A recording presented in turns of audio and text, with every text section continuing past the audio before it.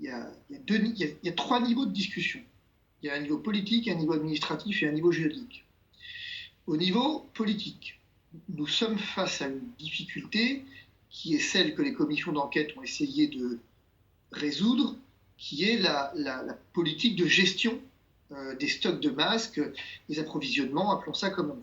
Sur le plan administratif, quelqu'un, à un moment T du temps, aurait dû effectivement passer commande de ces masques et manifestement ne l'a pas fait, ou en tout cas l'a-t-il fait, je ne sais pas, c'est ce que l'enquête montrera, et à quel moment. Et sur le plan judiciaire, c'est effectivement le sens de l'information judiciaire qui est actuellement ouverte donc par le parquet de Paris, qui est de savoir si finalement, à un moment, est-ce que des responsabilités personnelles sont à rechercher pour expliquer effectivement, notamment et principalement, cette pénurie de masques à destination de la population et à destination des soignants. Alors moi, si vous voulez, quand j'entends M. Stahl, il y a une réflexion que je me fais.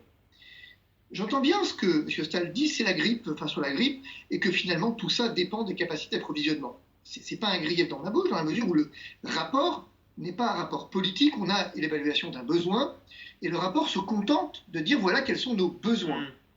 Derrière, on a quand même un vrai problème. Quel est le vrai problème? C'est qu'aujourd'hui, on a comme directeur général de la santé, qui est quand même un des acteurs privilégiés de la crise, quelqu'un dont le Sénat de la République vous dit qu'il a tenté de faire changer le rapport.